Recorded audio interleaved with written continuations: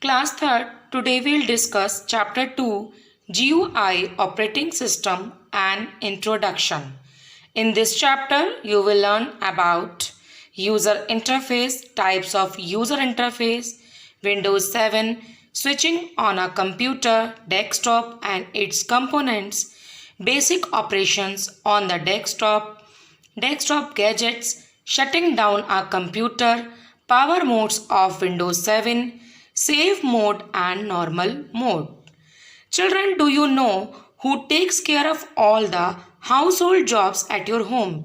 Yes, you have guesses right, your parents. Look after all the household activities in such a manner that you do not have to worry about them. It is all because they organize and run the house with a system. Same way, a computer has a special set of programs which manages all the jobs of a computer and makes it run. This is known as operating system. Without an operating system, a computer cannot work on its own. Windows, Mac, Linux, etc. are some of the most popular operating systems. Basically, an operating system acts as a link between the user and the hardware. This link is called interface. Let's see what is interface. User interface. You have learned that a printer is used to print information on a paper. Can you tell the way as to how you communicate with a printer attached to your computer? How do you instruct it to print a document? Can you tell me the way how you are telling your computer, please give us a printout? To give instructions for printing a document, you either type some commands, press a set of keys, or click a few buttons. These commands or menus through which a user communicates with an external device or a program are called user interface or simply interface. Children, in simple way, you can understand how you are talking to your printer to give us printout, how printer is communicating with a computer, that is called user interface. Types of user interface. There are two main types of user interface. Command line interface, CLI, graphical user interface, GUI. CLI. In a command line interface, the user types text-based commands using the keyboard to instruct the computer to take the desired action. Example, DOS, Disk Operating System. In this command line interface, a user can type the commands to give any kind of instructions to the computer. GUI, a graphical user interface that provides picture-oriented way to interact with the hardware and software. In GUI, graphics are supported, but in CLI, graphics are not supported. So in GUI, you can interact with your computer, you can interact with hardware and software with pictures. This includes menu, toolbar, pictures, Windows icons, buttons and other commands, controls that enable a user to just make a few clicks to get the work done. It requires the use of pointing device like mouse, addition to the keyboard, example Windows.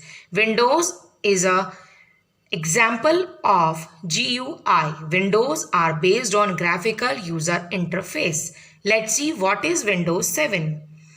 Windows is an operating system developed by Microsoft, world's leading software company. It provides a graphical user interface that makes the interaction between the computer and the user easy. Children, in my previous chapter, I told you about the software types. It is a kind of system software. Windows got its name from a glass window as its interface resembles a glass window through which we can see and have different views.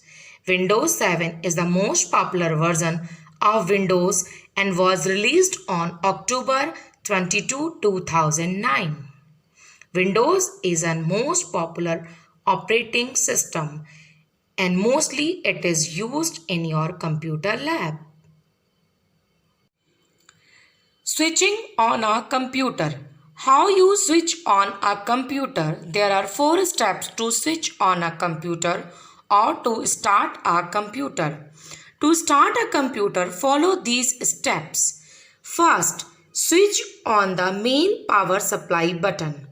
Main power supply button you have to on.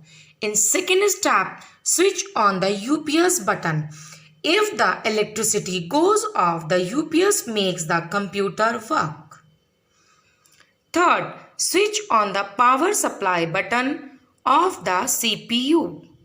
Fourth, switch on the monitor button and wait for some time. You will find the welcome screen of Windows. These are the 4 steps by that you can switch on or start a computer at your home and in your computer lab. Desktop and its components. When we switch on a computer, Windows starts automatically. The first screen that appears with labeled pictures on it, it's called desktop. Various components of desktop are icons. The small labeled pictures or symbols present on the desktop are called icons. These icons are used to open specific programs or documents. Children, whenever you switch on the computer, a screen displays first. On that screen, you can see small label pictures. That are called icons. These are the symbols that represent what are the applications, what are stored in the computer. Taskbar. Taskbar is a long horizontal bar at the bottom of the desktop. It has the start button on the extreme left side. The middle section of the bar shows buttons with a label for each open application and allows us to quickly switch between them. We can activate the application window by clicking its taskbar button. We can also add or remove items from the taskbar. When an application is active, buttons is highlighted in a lighter shade. Taskbar is a long horizontal bar that is present at the bottom of the desktop. This is your taskbar that you can see at the bottom of the desktop. The right side of the taskbar, children, you can see notification area is there, which includes a clock and a group of icons that provide status and notifications about updates, network connectivity, incoming mails, battery volume, etc. The Show Desktop button is present on the right side of the taskbar. Click on the button to minimize all the open windows and view the desktop. The Start button. Children, you have seen the Start button on the taskbar. Let's see what is it. To open the Start menu, bring the mouse pointer on the Start button and click on it.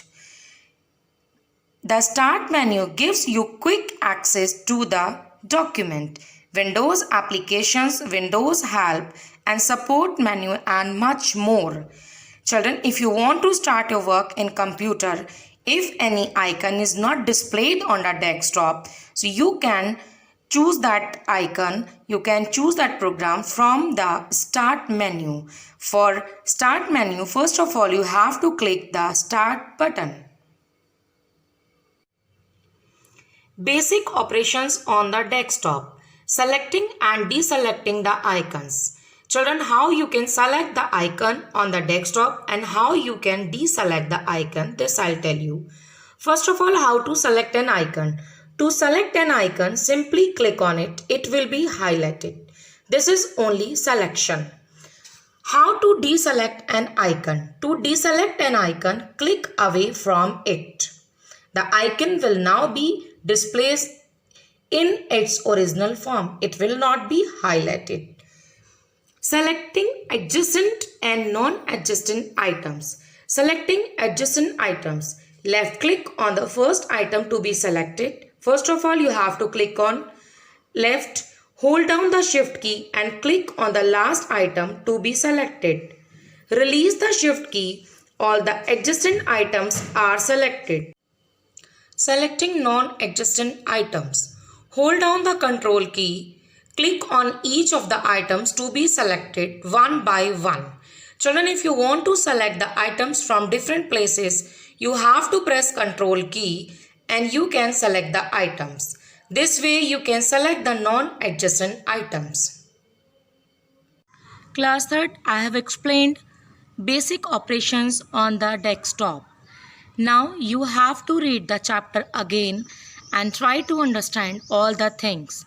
In my next video, I'll continue the explanation of chapter 2. You have to read the chapter properly